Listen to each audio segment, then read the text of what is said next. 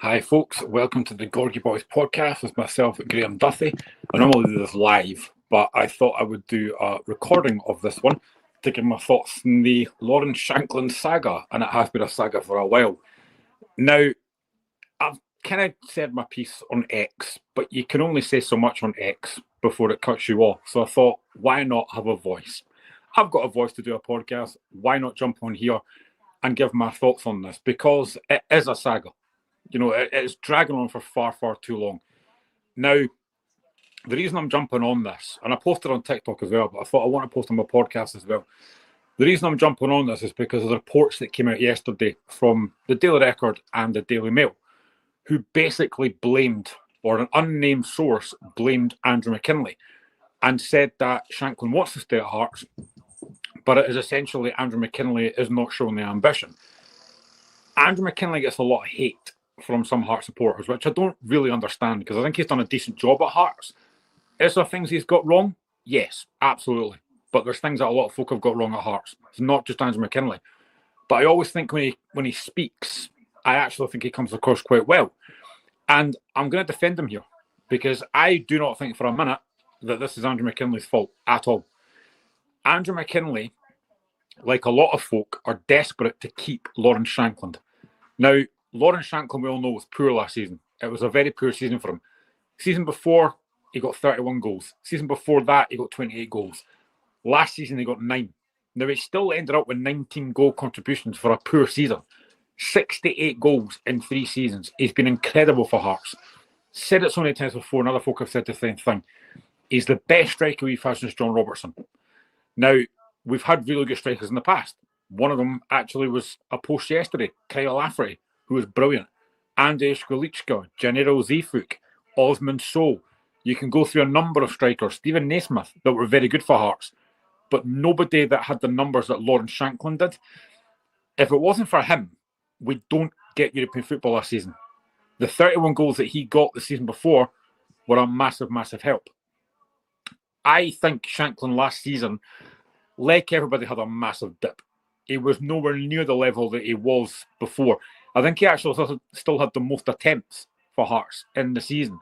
I can't remember how many it was, but his finishing was erratic, which the season before it hadn't been.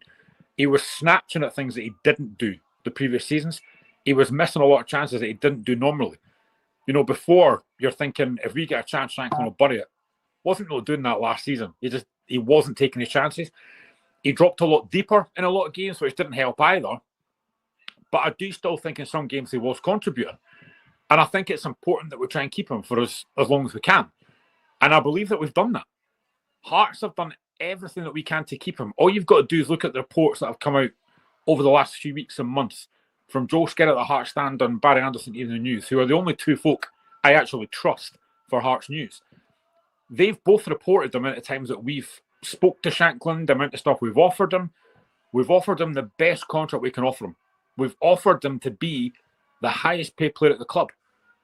I don't know what more Hearts can do, but it seems that these reports that came out yesterday, because it's mentioned Andrew McKinley, an unnamed source, because it's mentioned Andrew McKinley, a lot of Hearts fans have jumped on that and gone, oh, it's McKinley's fault, get him out. I do not believe for 1 second this is on Andrew McKinley. I think we and him have done everything that we can to keep Lawrence Shankland. McKinley's not daft. He knows how important Lawrence Shankland does to Hearts. He's been desperate to keep him as well. And you've got Derek McInnes who's just come in. Derek McInnes, who I think, I've not really given my thoughts on this either, but Derek McInnes I think is a great appointment for Hearts. It is a sensible one. For the first time in a while, we've made a sensible decision in appointing Derek McInnes. I know there's still some Hearts fans not overly impressed. They think it'll be negative football. I don't agree. I think with the signings that we've made, especially like Kizridis and the likes of Claudio Braga, I think it's going to be a lot better than folk think it will be. We've done what we had to do. We've all said for ages that one of the things we lacked last season, even the season before, was pace. And we've got that in now. And I think you listen to Derek McInnes, he is desperate to work with Shankland. He had him at Aberdeen, it didn't really work out. But all you've heard since McInnes came in is how he wants to keep Lawrence Shankland work with good players.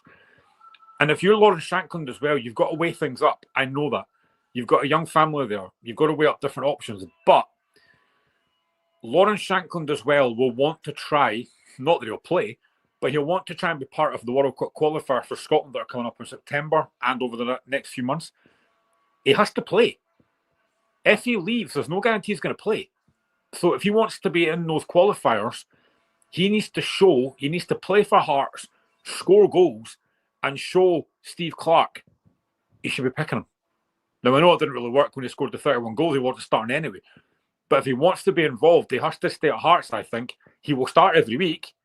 There's no doubt about that. And it'll be like Shankland and Braga, Cabango, or Wilson. But he will start.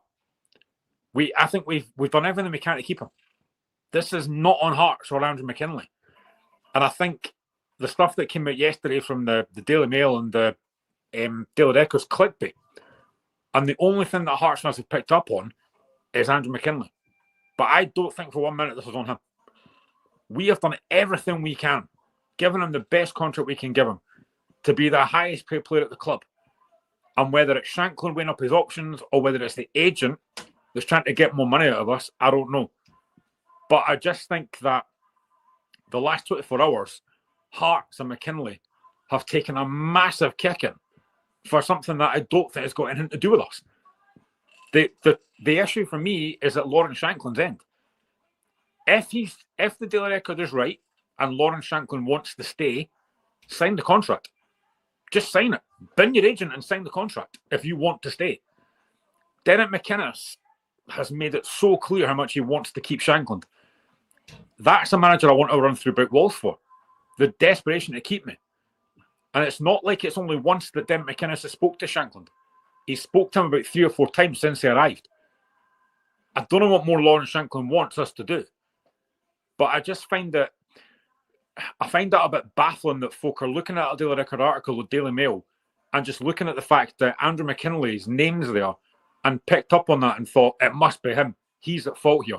I don't believe for 1 second that's true. I think the issue is at Shankland's end, whether it's him or his agent. But the one thing Hearts haven't done, and Derek McInnes has said this, we haven't given him a deadline. Now, whether we'll do that, I don't know. But there has to come a point where we say, do you know what, enough's enough now. We have to move on. We've got our first competitive game on the 12th of July in the Premier Sports Cup against Dunfermline. Now, McInnes has said he wants Shankland to be part of that. He wanted Shankland on the plane. Now, things could change. We all know that things change very quickly in football. Things could change very quickly. I could come off here and Shankland sign a new contract. Probably won't happen, but things can change very quickly. It just takes that something to switch, and Shankland could stay. Now, it is probably looking more likely he's not going to stay. And if that's the case, we have to replace him. But how do you replace a guy that's got 68 goals in 3 seasons? I've seen a lot of Hearts fans on social media that are desperate for Shankland to go, which I can't get my head around. Because as poor as he was last season, and I love Lawrence Shankland, like most folk do, but I can't defend him for last season. He was really poor last season. We all know that, but it wasn't just him. This was always a worry that I had, is if Shankland was off form, if he was injured, whatever, did we have someone else that could step up?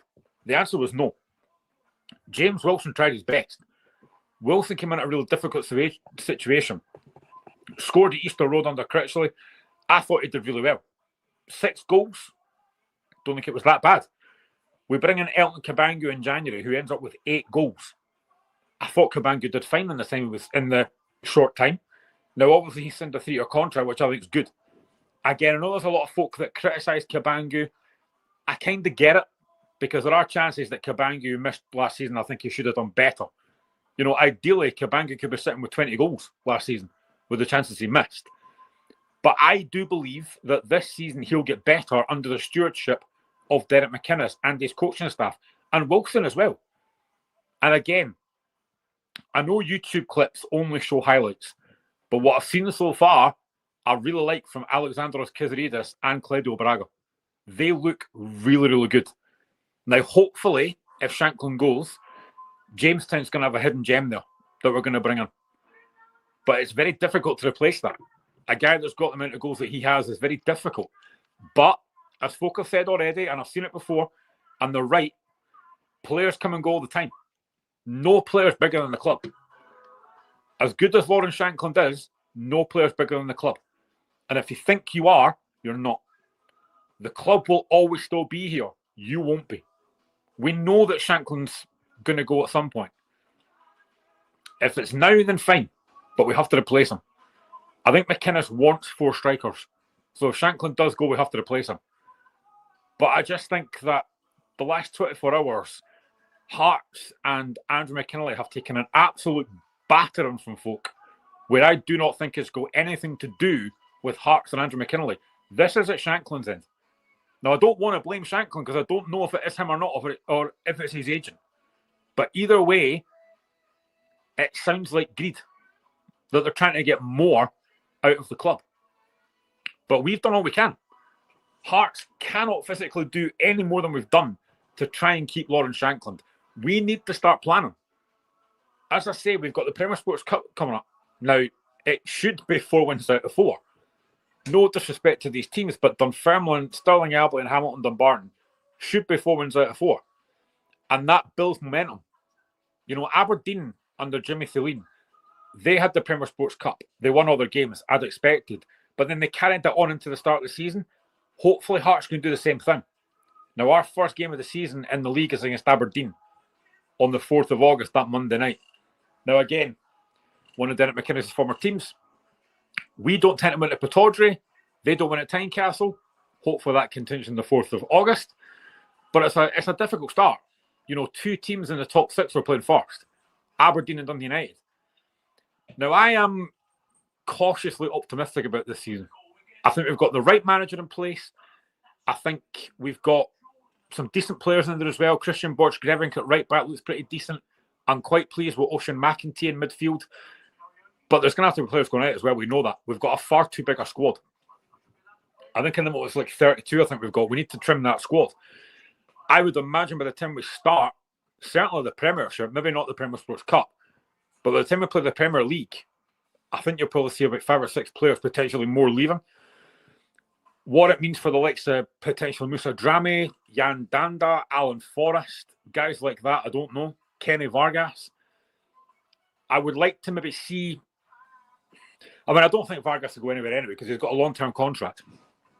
But could we see the guys like Musa Drame go on loan? Alan Forrest. Although, I think Alan Forrest is somebody that Derek McInnes might want to work with because of his work rate and his experience. You know, Alan Forrest maybe isn't the best technical player, but what you get from Forrest is a work rate. He will work back and forward. He'll help his fullback out. So I think there's a lot of things that are going to have to happen in the next few weeks in terms of outs.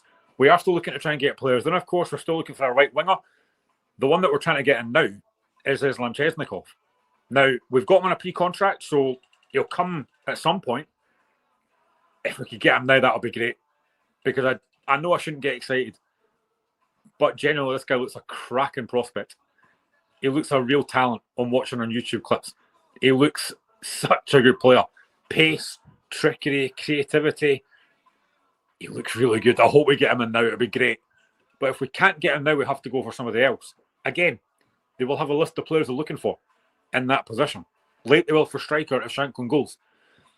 But I'm quite optimistic about this season. I genuinely think we'll do a lot better. We can't do any worse, really, let's be honest. Last season was brutal. I know we got to a cup semi-final, but that league was awful. You know, to finish 7th is not good enough for Hearts. And I saw somebody on TikTok asking the question, would it be a successful season for Hearts if they finished 5th and got to a cup final? No. 5th isn't good enough. Now, it might sound arrogant, but for a club like Hearts, we should be up there challenging at the top. We shouldn't be 5th in the league. If we can't get in that top 2, which is difficult to do, because you need money, you need consistency. Celtic and Rangers can afford to lose maybe 2 or 3 games a season. Hearts, Hibs, Aberdeen can't do that. If you want to challenge at the top, you can't afford to lose too many games, or you've got no chance. Could we break into that top 2? We could. Absolutely. Because I don't know what Rangers will do this season. I don't think Russell Martin's a good appointment, if I'm honest. And I think with the Tony Bloom investment behind us and with Derek McInnes there, I am very optimistic about this season. I genuinely think we could have a really good season this season. Winning a cup would be fantastic. It's been too long. 2012 was the last one. And it's not that we've not been in cup finals since then. We've been in plenty of them. We just not got over the line. The one that still haunts me to this day is that 2013 cup final against St Mirren in the League Cup. Should have won that game. If Michael and Gu and John Sutton had the shooting boots on, we win that game comfortably. We didn't. It still rankles with me to this day that we didn't win that game. There's also the game, obviously, Robin Nielsen in the cup final against Rangers when they just come back off Europe and we didn't lay a glove on them. So there are games that annoy me. But if we could win a cup in Derek McInnes' first season, fantastic. I've seen folk again on social media saying that they think McInnes will be sacked by Christmas. I don't believe that at all. I genuinely think we've got the right appointment here.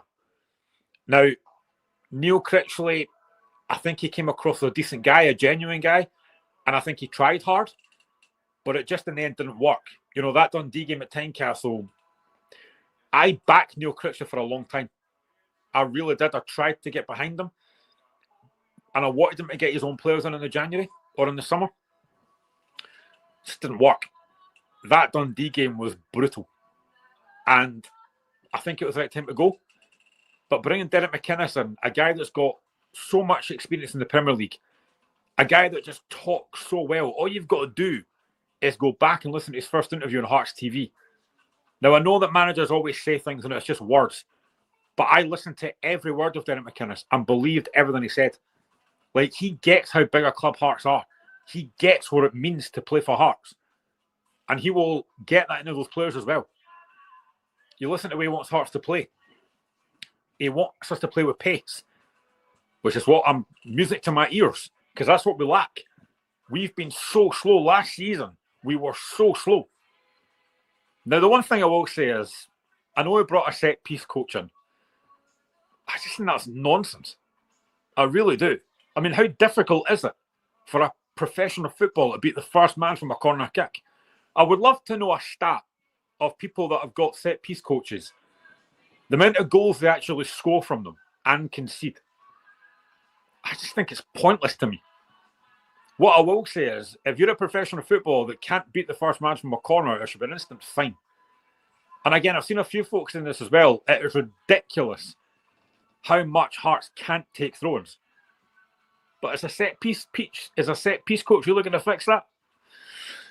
Anyway, that's just my 2 cents on that. But I'm excited for the season. I really am. I know it's Premier Sports Cup. I know I want to be playing European football, but I'm quite excited for it. I'm excited to go and see Hearts again on the 12th of July. See these new players. See Derek McInnes in action. And the one thing I will say about McInnes is he's not going to take any nonsense. I think if a player's not playing well enough, he'll get taken off and he won't play the next game. That's the way it should be. I think at times last season, too many players played when they weren't playing well because there were no other options. That won't happen this season. What I will say, though, is as well, of all the players I want to see get a chance, one of those is Finlay Pollock, because I rate him really highly. He's got bags of pace. He's got real potential. He's skillful. He can play up front. He can play out wide. I hope he doesn't go back on loan again. And the way he's signing a new contract. I really want Finlay Pollock to get a chance next season because I rate him really highly. I think Tate going back to Livingston is a great move for Tate and for Livingston. He did brilliantly with Livingston last season. Livingston fans raved about him before David Martindale. It's a great move for both because I don't think Tate was going to play. You know, you've got Benny, you've got Devlin, you've got Hoff, you've got Spittle, you've got McEntee. You've got 2 in the midfielders there. Same with Aidan Denham. I don't think Aidan Denham will play, so I think Denham probably will go on loan as well. But Finlay Pollock, I hope, gets a chance because I think this boy is a really, really good player. 20 years old and he's got bags of potential. But I'm looking forward to the season starting. And I think, obviously, that first game against Aberdeen is going to be difficult, but it's at Tynecastle, under the lights, Monday night. And I'm not going to make predictions for the season because I don't think it's right that I do that just now when we've not got all our signings in yet, and I don't know who's still going to be here come the end of that transfer window. But I do firmly believe that if we don't get in that top 2, if we don't, Celtic will win the league. I think that's a thing I can definitely say. But if we don't finish second, third has to be the aim, and winning a cup. Whether it's Scottish Cup or Premier Sports Cup, I don't care, but win a cup. But yeah, look forward to the season. I can't wait for it to start. I can't wait to see these new players. They look like they've all settled in really well. I know that Hearts are posting a lot of content from Spain, which is great, but it's also very funny. The amount of folks saying, "Where's Shankland? Get Shankland signed." I feel sorry for Hearts admin, because just about every single time they post that content, you can guarantee there's something about Shankland underneath it. But yeah, as I said at the start, for me, the Shankland situation is not on Hearts. We've done everything we can to keep him. The ball is completely in Shankland's court. And if it is his agent that is trying to get more money out of us, then bin your agent. If you really want to stay at Hearts, sign the contract. You've got a manager desperate to keep you, and you'll play. There is no guarantee that if you leave, you're going to start for another club wherever you go. He's not going to go to Saudi Arabia. I genuinely believe he won't go there. I know there was talk about West Brom. That kind of has died down a bit, but I don't really see him going there anyway. But we'll see what happens. But anyway, I just wanted to jump on and kind of do a little bit of a podcast, because I'm not really done it for a while. I'm going to try and start doing more content coming up for the new season. I'm going to probably do more pre-records. I'm going to do lives as well. But my plan is, on the Sunday before the Hearts Aberdeen game, I'm going to try and pre-record a video with an Aberdeen fan, John Bleasdale, who is part of the SFF podcast that I do. Really good guy as well. I really like John. He's a really good guy. So we'll get his thoughts about Aberdeen ahead of the season, and obviously the Hearts Aberdeen game. But I'm going to try and do more content on here on my podcast and try and get a few more subscribers, because I've done really well so far. Obviously, I'm really pleased with the content that I'm doing. Thank you for everyone that subscribed. Thank you for folk that watch. Thank you for folk that like it. I also want to try and get folk on as well, like Hearts fans, to try and go live as well and do content. But I'll deal with that near the time. Anyway, that's my kind of thoughts. I hope you have a cracking week, whatever you're doing when this week comes, and enjoy the rest of your day.